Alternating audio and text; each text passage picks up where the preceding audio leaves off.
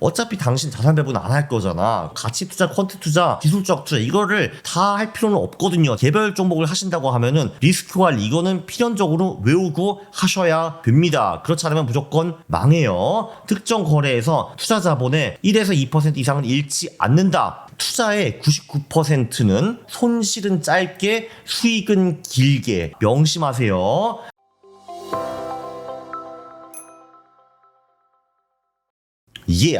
안녕하십니까 할러님들, 강왕국입니다. 주식을 할 때 중요한 게 뭘까? 뭘 사야 돼가 있을 거고 언제 사야 돼, 언제 팔아야 돼가 있겠죠. 그러나 그거보다 훨씬 더 중요한 것이 있습니다. 이걸 깨우치지 못하면은 돈을 절대 못 벌어요. 고수들은 이거를 잘하거든. 이거. 지난 영상에서 제가 매크로쟁이들을 많이 깠습니다. 뭐 하수면 하수일수록 매크로만 본다 이런 식으로 해가지고 조롱을 제가 많이 했죠. 네, 안 미안합니다. 이제 이번 영상부터는 우리가 뭐를 해야 되는가 그거를 좀 살펴볼게요. 마침 25년 최고의 책이 나왔습니다. 그게 바로 손실은 짧게 수익은 길게라는 책인데요. 그 깡토라는 분이 쓰신 책이에요. 이제 깡패 토끼라고 하더라고요. 그 제목부터 일단 죽입니다. 일단 투자의 99%는 바로 손실은 짧게 수익은 길게 이거를 하는 것이 투자의 99%이고요. 그거 말고도 수천 권의 책이 있고 수백만 개의 영상이 있고 그리고 수천 개의 세미나가 있을 텐데 다 미사여구이고요. 전부 다 내용은 어떻게 손실은 짧게 수익은 길게 가져갈까를 연구하는 것 뿐입니다. 나머지는 다 필요 없어요. 이 문장을 실천할 수 있느냐 안 하느냐 이게 중요하거든요. 그래서 이 제목이 정말 너무 마음에 듭니다. 자, 손실은 짧게 수익은 길게는 누가 만들었냐? 비교 5위론의 창시자인 데이비드 리카도가 만든 문장이고요. 이 사람도 이걸 잘해가지고 떼돈을 벌었습니다. 이 양반 얘기는 다음 영상에서 제가 좀 할 거예요. 이분이 이제 떼돈을 번 후에 심심하니까 매크로 경제학 따위에 접근을 해가지고 위대한 이론을 만들어내고 왜 무역이 필요한가 이런 거를 만들어내신 분이죠. 그래서 국제무역, 세계화의 이론 이런 거를 만들어버렸습니다. 여기 이 아저씨는 리카도 공부를 좀 안 했죠. 깡토님은 제가 모르는 분이었는데 허걱 가치 투자, 기술적 투자, 퀀트 투자 3관왕입니다. 이 세 분야에서 모두 저를 아득히 앞서신 분이에요. 정말 대단하신 분입니다. 이건 정말 올림픽에서 육상, 스키, 테니스 세 종목 금메달리스트를 보는 그런 느낌이었어요. 책을 보면 내가 금방 알거든요. 아, 이분이 나보다 위에 있느냐 밑에 있느냐가 딱 보이거든요. 이게 뭐야, 아니 한 분야를 잘하는 게 아니라 세 분야에서 나를 전부 다 아득히 넘어섰네. 대단하다라고 생각을 했습니다. 가치 투자는 일단 기업 탐방도 이날에 실제로 많이 가셨고 자료 조사 같은 거 하고 실제로 아이어 담당자 연락해가지고 이제 뭐를 물어볼지 다 아시는 이런 분이거든요. 그래서 웬만한 기업 산업 히스토리, 재무제표 이런 거를 거의 다 아십니다. 그리고 보통 가치 투자자들은 트레이딩을 배척하거든요. 이제 워렌 버핏 같은 경우도 차트 보는 사람을 사람 취급 안 하잖아요. 근데 이분은 이것도 엄청 잘 하십니다. 근데 참고로 차트쟁이들은 가치 투자자들을 무시하는 경향이 좀 있기도 하죠. 근데 이것도 잘 하시고요. 퀀트 투자, 이분이 개발자이시기 때문에 직접 데이터 수집도 하고 프로그램을 직접 만들기도 하시고 이제 그 트레이딩이라고 하시는데 그게 사실 퀀트거든요. 제가 보기에는. 그래서 이런 것도 다 하시고 백테스트도 하고 정말 대단하신 분입니다. 자, 그런데 재밌는 거는 이 세 개를 다 하셨는데 이분이 결국은 가장 좋다고 판단하시는 게 이제 오닐과 나바스 스타일의 테크노 펀다멘탈리스트 투자이거든요. 한마디로 기술적 투자와 가치 투자를 섞는 투자라고 보실 수가 있습니다. 이거는 또 제가 딴 영상에서 소개해 드릴 건데 이거보다 더 중요한 게 하나 있죠. 그거는 바로 자, 왜 투자자들이 망하는가? 자기 확신의 레버리지를 땡겨가지고 크게 한번 실수해서 망한다라는 건데 한마디로 리스크 관리 부재라고 할 수가 있습니다. 이번 영상은 리스크 관리 얘기를 주로 할 거예요. 이게 리스크 관리로 많은 돈을 벌 수가 없습니다. 그러나 리스크 관리가 없으면은 필연적으로 망합니다. 이거를 명심해야 되는 겁니다. 그러니까 이런 거지. 그러니까 우리가 밥을 먹는다고 대단히 행복해지지는 않거든요. 그러나 밥이 없으면은 굶어 죽습니다. 리스크 관리도 똑같은 거예요. 우리를 행복하게 만들고 엄청난 수익을 가져다 줄 수까지는 없지만 이거 안 하면 우리는 무조건 죽는다 이겁니다. 자, 깡토는 추세 추종 전략을 활용하시는 분이거든요. 주로. 근데 승률은 놀랍게도 30%대밖에 안 된다라고 합니다. 그러니까 3번을 투자하면은 2번은 틀린다라는 거예요. 한 번으로만 돈을 버는 겁니다. 2번은 깨지고요. 그래서 10개 종목을 사면은 평균 6, 7개 종목은 잃는다라는 거예요. 그거는 근데 깡토님이 대단히 잘하거나 못하는 것도 아니고 다른 위대한 추세 추종 트레이더도 승률이 대충 비슷합니다. 근데 어떻게 돈을 버는 것인가? 이게 궁금하겠죠. 하긴 뭐 근데 야구도 3할만 쳐도 돈 벌지 않습니까? 밥벌이 하죠. 그렇죠. 트레이더들도 마찬가지입니다. 일단 앞서 들어가가지고 리스크 관리 방법은 제가 생각하기로는 2가지 방법이 있고요. 자산 배분 포트폴리오가 있고 그리고 개별 자산 리스크 관리가 있는데 그러니까 오늘은 이거를 주로 다룰 거고요. 이제 저자 깡토님은 자산 배분 포트폴리오가 리스크 관리를 한다는 것에 딱히 동의하시지는 않는 것 같습니다. 근데 anyway 자산 배분 포트폴리오는 주식, 채권, 실물 자산, 외화를 섞은 포트폴리오인데 이거는 매수하고 이제 손절 같은 거 안 하고 점버가 가능하다고 생각을 합니다. 왜냐면 MDD가 낮은 편이고 이 포트폴리오 자체가 우상향할 가능성 99% 이상이거든요. 그래서 리스크 관리 기술이 필요 없다고 저는 생각을 해요. 그래서 투자 초보한테는 제가 자산 배분을 추천해 드립니다. 근데 수익률이 높지 않기 때문에 욕심을 부려가지고 결국 개별 자산으로 갈 수밖에 없잖아요. 개별 자산은 주식, 코인, ETF 이런 게 포함이 되는데 그 제가 뒤에 설명한 리스크 관리 기술은 필수적입니다. 안 하면 무조건 망해요. 어떤 개별 자산도 우상향 보장이 없기 때문입니다. 비트코인도 그렇고 삼성전자도 그렇고 테슬라도 영원히 우상향한다는 보장은 없는 겁니다. 근데 이 전체 포트폴리오 그러니까 주식시장, 채권시장, 실물자산시장, 외화시장 전체가 계속 우상향할 것인가 그거는 거의 저는 예스라고 보거든요. 그러나 어떤 개별 자산도 계속 무조건 우상향하지는 않는다. 그래서 리스크 관리가 필요하다. 사고 파는 것이 필요하다라는 겁니다. 깡토님은 어떤 1회 거래에서도 총 투자 자본의 2% 이상은 잃지 않습니다. 대부분 트레이더들은 첫 한 거래에서 1% 이상을 잃지 않고요. 2%까지는 제가 본 적이 있는데 그 이상은 제가 본 적이 없습니다. 트레이딩을 해가지고 한 번 거래에서 총 본인 자본의 2% 이상 잃는 사람은 없습니다. 물론 있지. 그러나 그들은 돈을 못 법니다. 돈 버는 트레이더들은 웬만하면 전부 다 총 자산의 2% 이하로 깨집니다. 자, 왜냐면은 2% 손실 룰을 지키면은 34연패를 해도 원금의 절반은 보존할 수 있기 때문입니다. 자, 그런데 이게 승률이 30%대면은 이게 이제 10번 투자하면 7번을 깨지고 3번 버는 거잖아. 벌고 깨지고 이게 아니라 재수가 없으면 이게 7연패, 10연패, 20연패, 30연패도 가능하다고. 근데 34연패는 정말 재수 없는 거잖아요. 이렇게 돼도 원금의 절반이 남아있다라는 겁니다. 근데 우리가 2%가 아니라 4%, 5%씩 깨지면은 10연패, 20연패 하면은 우리 자산이 안 남아있거든요. 그럼 우리는 거덜나는 겁니다. 큰일 나는 거예요. 그러면은 겨우 자산 2%를 배팅하라는 것인가? 그거는 아닙니다. 예를 들어 내가 자산 1억이 있어. 손절폭이 8%라고 하면은 2,500만 원을 배팅할 수가 있습니다. 자, 왜냐면은 2,500만 원을 우리가 배팅했는데 8% 깨지고 손절을 했어. 그러면 200만 원을 잃는 거거든요. 200만 원은 1억 대비 2%입니다. 참고로 국내 주식도 미국과 비슷하게 7, 8% 선에서 손절하는 것이 꽤 괜찮다고 하시더라고요. 심지어 이분은 그걸 백테스트를 해보셨습니다. 왜 온일책을 보면은 7%, 8% 언저리 손절하라는 말이 나오거든요. 근데 거기는 백테스트 결과는 없어. 근데 이분은 실제로 그것도 백테스트를 해보셨는데 한국 주식에서도 7, 8%가 상당히 괜찮다라는 결론에 도달하셨습니다. 책이 나와 있어요. 그러니까 예를 이런 거지. 자, 우리가 10%대에서 손절을 하려고 해. 그리고 우리는 한 번 거래할 때 최대한 1%를 잃으려고 합니다. 그럼 우리는 1,000만 원을 배팅하면 되는 거죠. 1,000만 원을 배팅해가지고 10% 깨지면 100만 원 깨지는 거잖아. 100만 원은 1억 대비 1%입니다. 우리가 손절을 루작이 잡았어. 20% 잡았습니다. 그럼 우리는 500만 원을 배팅하면 되는 거죠. 500만 원 배팅을 해가지고 20% 깨지면은 100만 원 깨지는 건데 그럼 이거는 총 자산의 1%다라고 볼 수 있습니다. 기본적으로 코인 같은 변동성이 큰 자산은 손절폭을 아무래도 좀 더 타이트하기보다는 좀 더 넓게 가져가야 되거든요. 왜냐면은 5%로 코인 손절을 하면은 맨날 손절만 하고 있거든요. 그럼 안 되거든. 그래서 이럴 때는 폭을 좀 넓게 가져가고 그 대신에 투자하는 금액을 좀 줄여야 합니다. 이게 트레이딩의 기본 법칙이자 비밀이기도 한 거죠. 근데 예를 들면은 좀 이제 근엄한 주식들 같은 경우는 손절을 좀 더 타이트하게 되는 거지. 5%, 7%, 8% 선에. 그리고 배팅 금액을 좀 더 늘려도 됩니다. 자, 두 번째. 손절만 하면 우린 돈을 벌 수가 없죠. 손익비는 대강 3 정도로 맞추는 것을 목표로 하시고 있습니다. 손익비가 참고로 승률보다 훨씬 더 중요한데요. 손익비는 무엇인가? 평균적으로 우리가 벌 때 수익률을 평균적으로 깨질 때 손실률로 나누는 겁니다. 예를 들면 우리가 이제 7%의 손절을 한다고 쳐봐. 이제 모든 그 종목을. 그럼 우리는 평균적으로 한 7% 깨질 거거든요. 평균적으로 깨질 때 우리는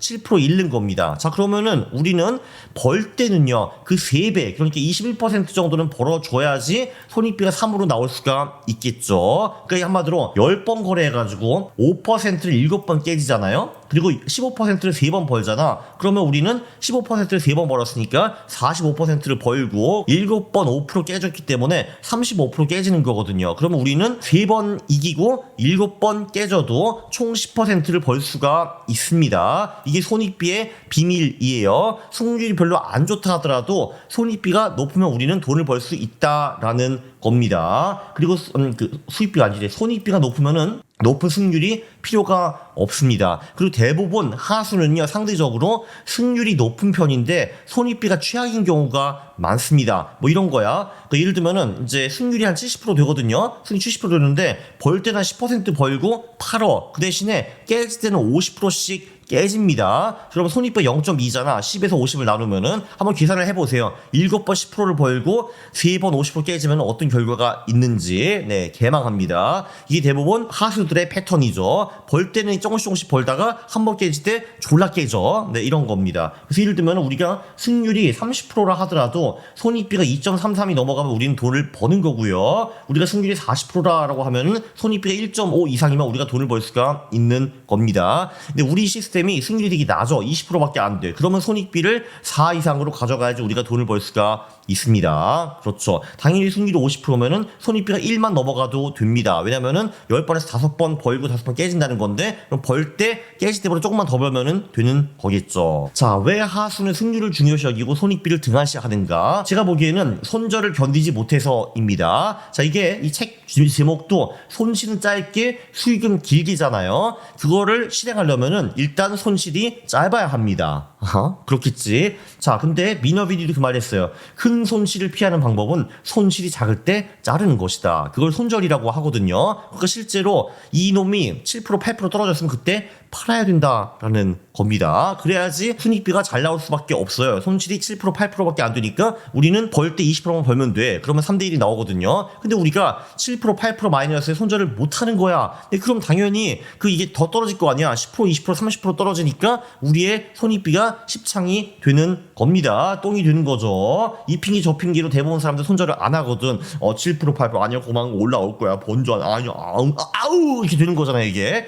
그래서 오늘부터는요, 여러분의 손익비를 높이는 것이 지금 당신의 목표가 됩니다. 한번 직접 계산을 해보세요. 손익비를 한마디로 최근에 거래한 내용 싹 다 뽑아가지고 벌 때는 얼마 벌었는지, 깨질 때는 평균적으로 몇 프로 깨졌는지 한번 계산을 해보십시오. 그리고 당신이 전부하고 있는 그 종목 있잖아, 제가 안 판 거, 그거는 그냥 오늘 기준으로 팔았다고 셈치고 그 손실 계산해 본 다음에 그거 가지고 손익비를 한번 계산해 보십시오. 제가 장담컨대 아마 1 이하일 겁니다, 손익비가. 그러면 돈을 못 버는 거예요. 자, 이제 우리는 손익비를 높이는 연습을 해야 되는 겁니다. 그러면 어떻게 한다고? 손절을 해가지고 손실을 줄여야지. 그래야지 손익비가 높아집니다. 자, 그리고 세 번째, 손실 취소의 방법이 또 하나 있는데 그거를 점진적 투자라고 합니다. 프로그레시브 인베스팅이라고 해야 되나? 이게 이제 추세 초기에는 작은 포지션을 들어가고 추세가 지속되면은 추가 포지션을, 더 많은 돈을 투자한다, 뭐 이런 거예요. 예를 들면 이 샘플 자산은 1억이고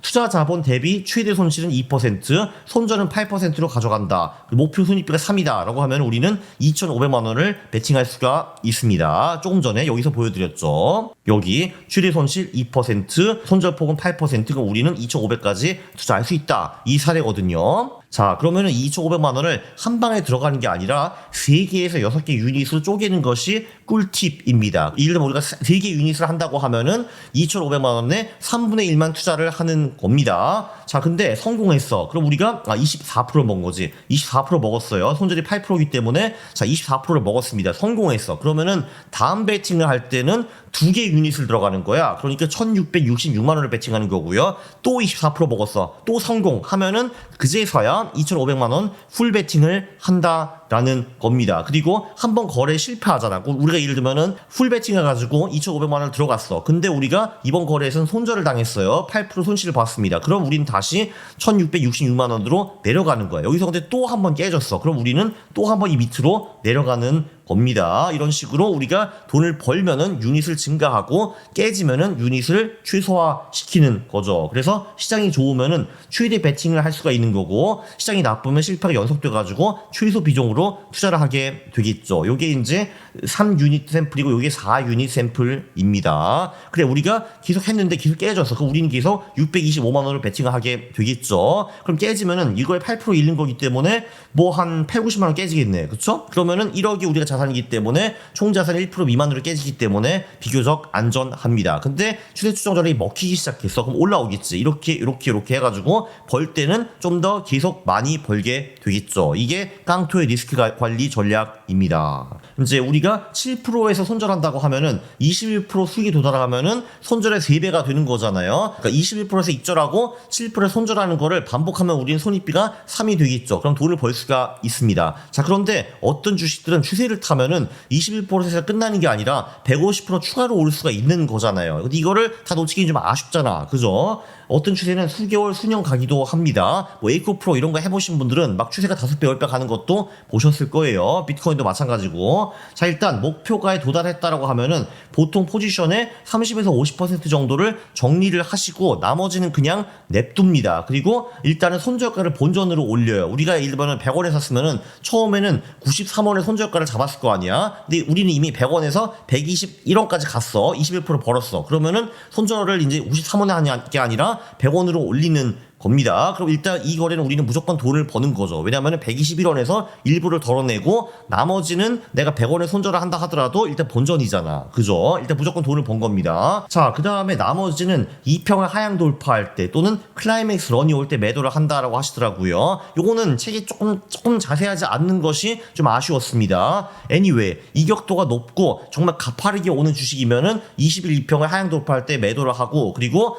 그 좀 더 근엄하게 추세를 타는 종목은 61평 하향 돌파할 때 매도를 한다라는 팁을 주셨는데, 이것만 보시는 거는 아니다라고 하시더라고요. 여러 개를 종합해 보셔가지고 판단을 하신다라는 애매모호한 말씀을 좀 남기셨습니다. 클라이맥스 런이라는 거는 이게 주식이 이제 그러니까 또는 코인이 이제 이런 식으로 올라가고 있다가 갑자기 이제 빵 뛰어 이렇게. 자, 그러면 이때는 매도를 하신다라는 말씀입니다. 그리고 이게 주식이 손절 폭에는 안 닿았는데 또 21%까지 못 가. 그래가지고 중간에 좀 횡보하고 있다라고 하면 이분은 기간 손절을 하시고요. 2, 3주 동안 안 움직였다가 하면은 퍽큐하고 팔아보시는 경우도 있고, 또는 이제 수익 목표를 21%가 아니라 본전이라든지 또는 뭐 한 7% 정도라든지 이런 식으로 하향 조정해가지고 매도하는 경우도 있다고 합니다. 자, 요약을 하면은 어차피 당신 자산 배분 안 할 거잖아. 그래서 개별 종목을 하시면은 닥치고 이 책을 정독한 다음에 그냥 외우고 리스크 관리 부분은 따라 하시는 것이 아주 매우 좋을 것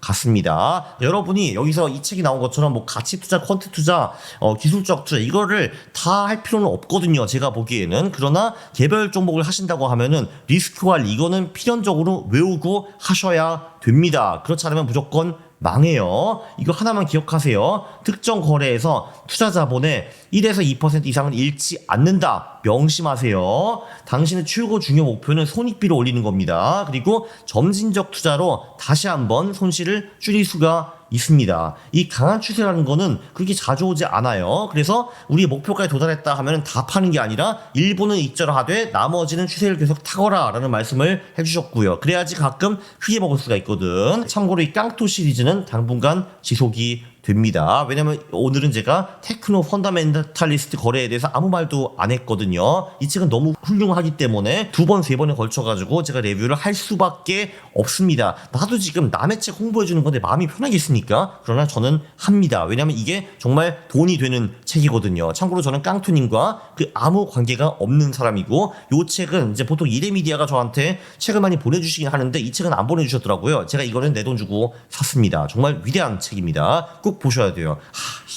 남 홍보하기 이렇게 힘들다니.